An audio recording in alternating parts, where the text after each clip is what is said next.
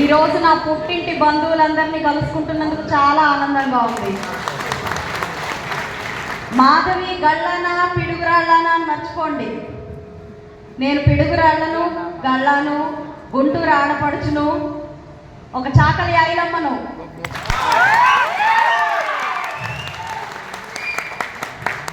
కాబట్టి పేర్లు పక్కన పెట్టండి. నా పేరు పక్కన వచ్చే అక్షరాలను కూడా మీరు పక్కన పెట్టండి. ఎమ్మెల్యేనా, ఎంపీనా, ఇంకోట అవి కూడా వద్దు. నేను కేవలం స్వచ్ఛందంగా సంస్థలన్నింటినీ వదిలేసి సేవ మాత్రమే నాకు ముఖ్యమని భావించి ఈరోజు ఇక్కడ ఉన్నాను. దాన్ని గుర్తించి నాకు టీడీపీ గవర్నమెంట్, ఎన్డీఏ కూటమి ఈ సదవకాశాన్ని ఇచ్చింది. అయితే ఖచ్చితంగా ఈ అవకాశానికి గల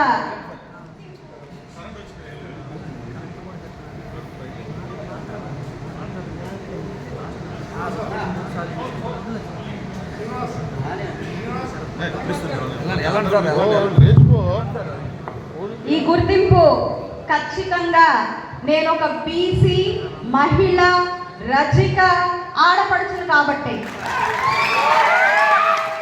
ఈరోజు ఇందుకు నేను చాలా గర్వపడుతున్నాను. ఇక్కడ ప్రతి ఒక్కరి ఆత్మగౌరవానికి నేను నిదర్శనం. ఈరోజు నన్ను మీరు గుర్తించి నన్ను చట్టసభల్లోకి పంపిస్తే ఈ గుర్తింపు మన అందరి గుర్తింపుగా మారిపోతుంది. వెనకబడిన వాళ్ళం అంటూ ఉంటారు. వెన్నెముక కూడా వెనకే ఉంటుంది. అది లేకపోతే సమాజం నడవదు. కాబట్టి వెనకబాటుతనంగా ఎప్పుడూ ఆలోచించకండి. అధినాయకులు ఎప్పుడు బీసీల పక్షపాతిగానే వ్యవహరిస్తూనే ఉన్నారు. ఈరోజు యువత రాజకీయాల్లోకి రావడం ఎంత ముఖ్యమో వారు గుర్తిస్తున్నారు. సమాజంలో అవసరాలు మారుతూ వస్తున్నాయి. ఆ మార్పుకు అనుగుణంగా ప్రభుత్వాలు కూడా మారుతూ రావాలి. అలాంటి మార్పును అందిపుచ్చుకోవడంలో ముఖ్యమైన నాయకులు మన చంద్రబాబు నాయుడు గారు. ఆ విజనరీ లీడర్ మన చంద్రబాబు నాయుడు గారు. ఒక యువతకి, లక్షలాది యువత గళంగా మారిన మన నారా లోకేష్ అన్న ఈరోజు నన్ను ఇలా అసెంబ్లీకి పంపించే తీరాలి అన్న సదుద్దేశంతో, దృఢ నిశ్చయంతో గెలుపు ఎట్టి పరిస్థితుల్లో సాధ్యపడే ఒక గుంటూరు పశ్చిమ కాన్స్టిట్యున్సీని నాకు ఇచ్చారు. అంటే మీరు అర్థం చేసుకోవాల్సిన విషయం ఏంటంటే నేను ఎంతో కష్టపడాల్సిన పని లేకుండానే గెలిచి తీరుతాను అని ఆయనకు తెలుసు. కాబట్టి గెలుపొందే కంచుకోట లాంటి గుంటూరు వెస్ట్ని నాకు అందించారు. ఇక్కడ మీకు అర్థం చేసుకోవాల్సిన విషయం ఏంటంటే వారి మనసులో మన పట్ల ఉన్న ప్రేమ ఎంతటి నిజాయితీతో కూడుకున్నదో మీరు అర్థం చేసుకోవాలి. అయితే ఈరోజు టీడీపీయే ఎందుకు రావాలి, ఈ ప్రభుత్వమే ఎందుకు రావాలి అని అంటే మీరు ఒక్క విషయం ఆలోచించండి. కుటుంబం బాగుంటే సమాజం బాగుంటుంది, సమాజం బాగుంటే మన రాష్ట్రం బాగుంటుంది. ఒక కుటుంబం బాగోవాలి అని అంటే ఏం కావాలి? తల్లిదండ్రులు బాగుండాలి, సరైన సంపాదన ఉండాలి, ఆ పిల్లలు మంచి చదువులతో ఉండాలి, మంచి ఉద్యోగాలు చేసుకుంటూ ఉండాలి, వారు కోరుకున్న విధంగా వారు బ్రతకాలి. అలాంటి పరిస్థితి ఈరోజు మనకు ఉందా? రాష్ట్ర పరిస్థితి మనకి ఎలా ఉందో తెలిసిందా మీ అందరికీ?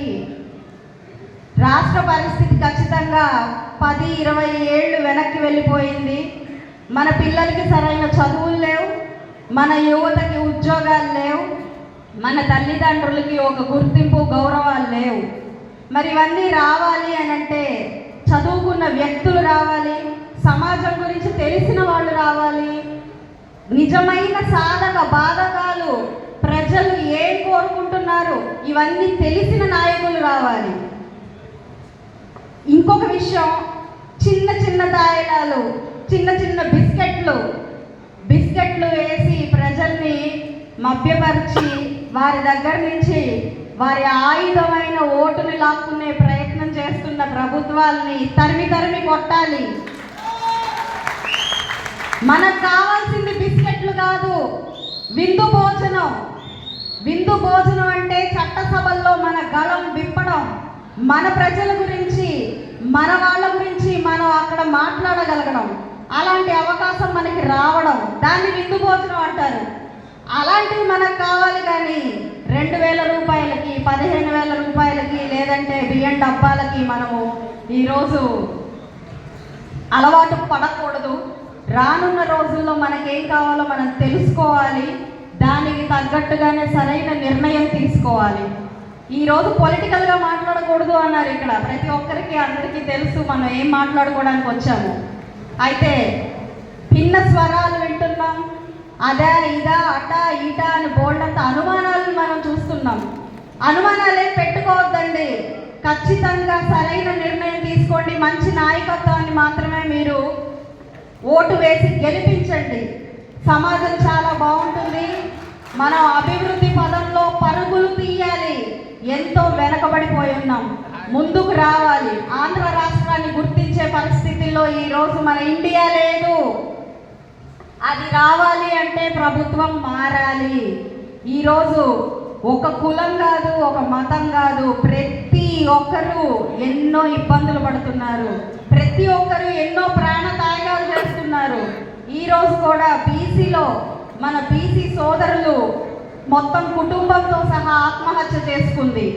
రెవెన్యూ డిపార్ట్మెంట్ అంతా గవర్నమెంట్ చేతిలో ఉండడం వల్ల ఒక ఇసుక కాదు, మద్యం కాదు, ఒకటి కాదు, రెండు కాదు, ఈరోజు మాట్లాడుకుంటే ఒక పెద్ద డిక్షనరీ తయారవుతుంది అవినీతి గురించి, గత ప్రభుత్వం అవినీతి గురించి.